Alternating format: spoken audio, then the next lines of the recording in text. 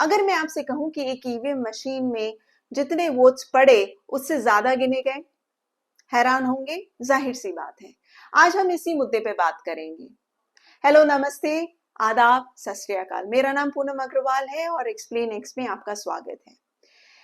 Landmark judgement जो electoral bonds पे आई है, उसके बाद लोगों की उम्मीद सुप्रीम कोर्ट से बढ़ गई है। वो चाहते हैं कि इलेक्टोरल बॉन्ड्स के बाद अब क्या ईवीएम पर भी सुप्रीम कोर्ट कुछ अच्छा निर्णय लेगा। सोशल मीडिया में मुझसे कई लोगों ने कहा कि ईवीएम पर क्या हो रहा है, क्या उस पर भी कुछ सुप्रीम कोर्ट करेगा। तो मैं आपकी जानकारी के लिए बता दूं कि एक नहीं बल्कि कई सारे पिटिशंस सुप्रीम कोर्ट में फाइल किए गए हैं और ये पिटिशंस फाइल करने वाले और कोई नहीं बल्कि एडीआर है और प्रशांत भूषण है। एडीआर यानी कि एसोसिएशन फॉर डेमोक्रेटिक रिफॉर्म। इन्होंने मिलकर, इनकी टीम ने कई सारे पिटिशंस ईवीएम और वीवीपैट पे इलेक्शन कमीशन को पार्टी बनाकर उन्होंने सुप्रीम कोर्ट में दायर किया है। इनमें से कुछ पिटिशंस मेरे आर्टिकल्स पर बेस्ड हैं। ये उनमें से एक आर्टिकल मई 2019 में मैंने क्विंट के लिए रिपोर्ट किया था और ये आर्टिकल था लोकसभा इलेक्शन से रिलेटेड, यानी कि लोकसभा 2019 का जो रिजल्ट या इलेक्शन डिक्लेयर हुआ था उससे रिलेटेड। अब ये है मुद्दा है कि ये पिटिशन कहता क्या है।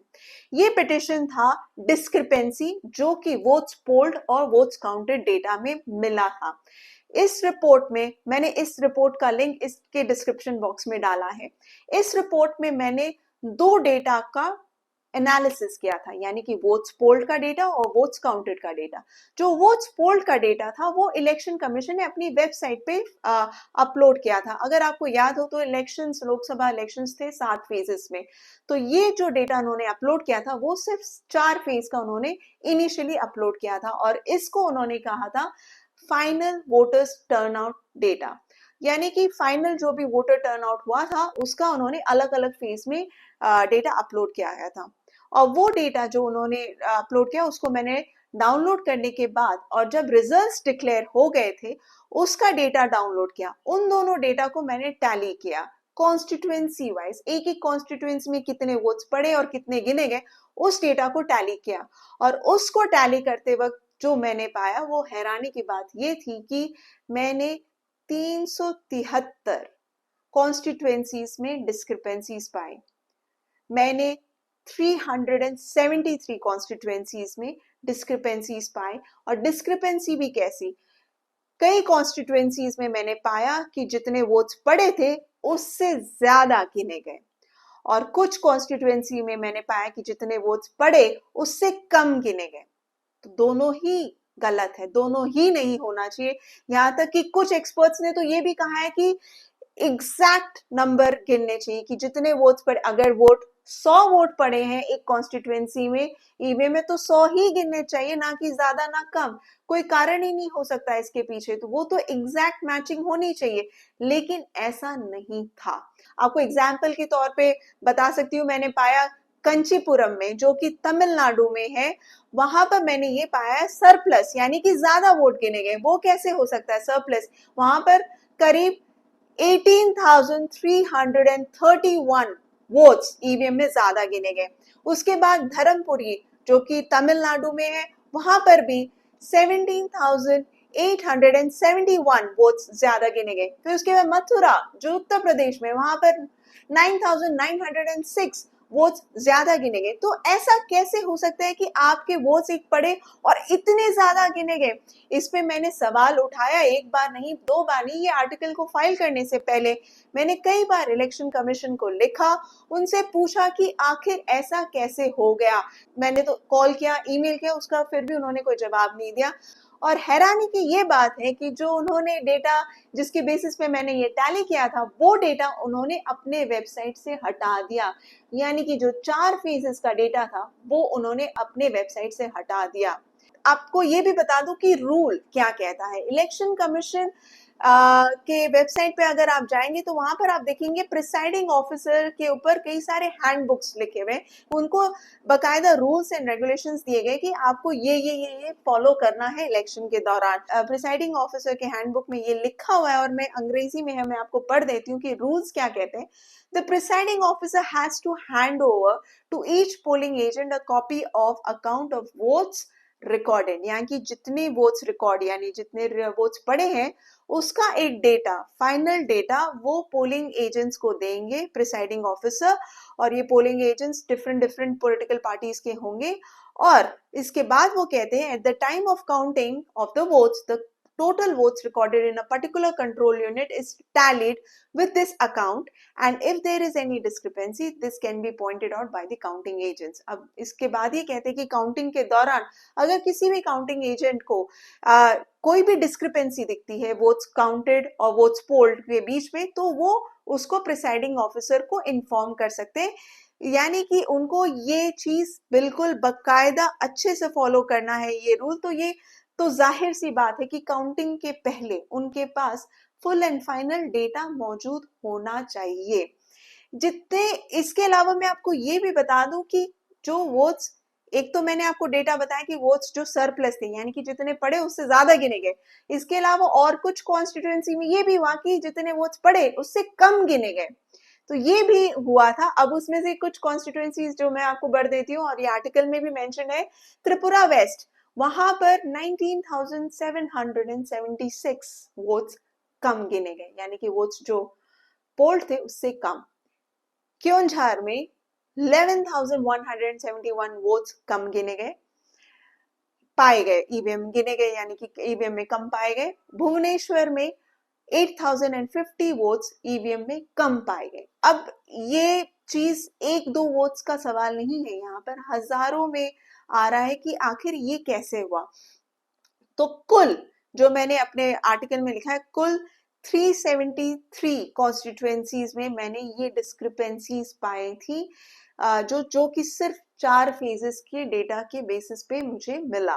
तो एडीआर और प्रशांत भूषण की टीम ने भी अपने लेवल पे इस पर्टिकुलर आर्टिकल के बेसिस पे उन्होंने अपनी टीम से भी एनालिसिस करवाया, जो भी डेटा उनके पास मौजूद था उन्होंने भी ये पाया कि कई सारी कॉन्स्टिट्यूएंसीज में ये डिस्क्रिपेंसीज आई हैं, और उसके बेसिस पे उन्होंने नवंबर 2019 में ये पिटिशन सुप्रीम कोर्ट में फाइल किया।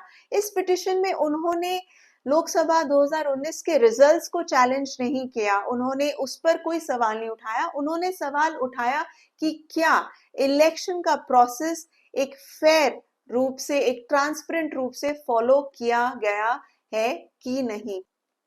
और वो पिटिशन की कॉपी भी मैं इस वीडियो के डिस्क्रिप्शन के बॉक्स में डाल दूंगी, आप प्लीज उसको खुद पढ़िए। वो एक बहुत ही डिटेल्ड और लंबा पिटिशन है, आप चाहें तो उसको पढ़ सकते हैं। इसके अलावा मैं आपको छोटे में बता देती कि उनकी और क्या मांगे थी एडीआर की इस पिटिशन में।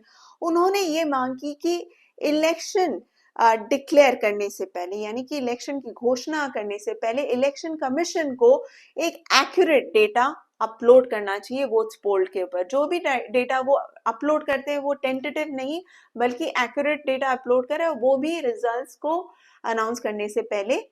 दूसरा उन्होंने कहा कि जो मिसमैच या जो डिस्क्रिपेंसी 2019 के इलेक्शंस में पाए गए हैं, उनको जो उनके डेटा में आए उस पर एक जांच होनी चाहिए। तीसरा उन्होंने ये बोला कि फॉर्म 17C, ये फॉर्म इलेक्शन कमीशन का है और ये फॉर्म बहुत ही इंपॉर्टेंट फॉर्म है। उन्होंने कहा, एडीआर ने कहा कि इसको पब्लिक करना चाहिए। 17C फॉर्म का मकसद क्या है, पर्पस क्या है? 17C का मकसद, फॉर्म का मकसद ये है कि उसमें जो इलेक्शन ऑफिसर होते हैं वो वोट्स पोल्ड का डेटा बकायदा लिखते हैं, पूरा रिकॉर्ड करते हैं, और वही 17C फॉर्म वो बाकी के पोलिंग एजेंट्स के साथ भी शेयर करते हैं। तो काउंटिंग के दौरान 17C का जो फॉर्म होता है वो जो 2 पार्ट में होता है, पार्ट 1 में वोट्स पोल्ड का डेटा होता है और उसी डेटा को वो रखते हैं काउंटिंग के दौरान, और पार्ट 2 में वो लिखते हैं वोट्स काउंटेड का डेटा, यानी कि ये दोनों डेटा टैली करने में ताकि आसान हो और उसी समय पता चल जाए कि कोई डिस्क्रिपेंसी है कि नहीं। तो इस पर्टिकुलर फॉर्म के लिए एडीआर ने कहा कि इस पर्टिकुलर फॉर्म को तो पब्लिक करना ही चाहिए और वो इलेक्शन कमीशन की जिम्मेदारी है।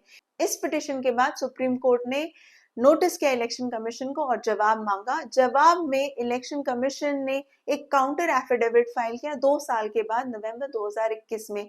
इस काउंटर एफिडेविट में, जो कि 60 पन्नों का काउंटर एफिडेविट है, मैं पूरा तो इस वीडियो में नहीं बता सकती, बहुत ही लंबा हो जाएगा, लेकिन कुछ मेन पॉइंट्स उन्होंने जो बताया, उन्होंने पहले तो ये कहा कि इलेक्शन का प्रोसेस बहुत ही फेयर है, सारी चीजें बकायदा फॉलो की जाती हैं। एक चीज जो उन्होंने मानी कि जो वोटर टर्नआउट ऐप पर जो डेटा उन्होंने अपलोड किया था, या इलेक्शन कमीशन की वेबसाइट पे जो डेटा अपलोड किया था, वो डेटा टेंटेटिव था, ना कि फाइनल डेटा था। इसके अलावा उन्होंने कहा कि फॉर्म 17C, जो कि बहुत ही इंपॉर्टेंट फॉर्म है, उन्होंने कहा कि ये फॉर्म 17C इलेक्शन ऑफिसर बकायदा भरते हैं काउंटिंग के पहले और काउंटिंग के दौरान ये फॉर्म उनके पास होता है और वो टैली भी करते हैं इसको बकायदा एयर काउंटिंग के दौरान।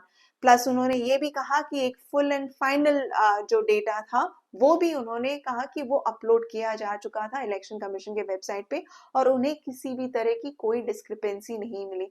तो ये तो जवाब था इलेक्शन कमीशन का काउंटर एफिडेविट में सुप्रीम कोर्ट में जो उन्होंने फाइल किया। हालांकि उन्होंने एज ए जर्नलिस्ट मुझे कभी डायरेक्टली कोई जवाब नहीं दिया। तो अब ये मुद्दा सुप्रीम कोर्ट में है, काउंटर एफिडेविट भी फाइल हो चुका है।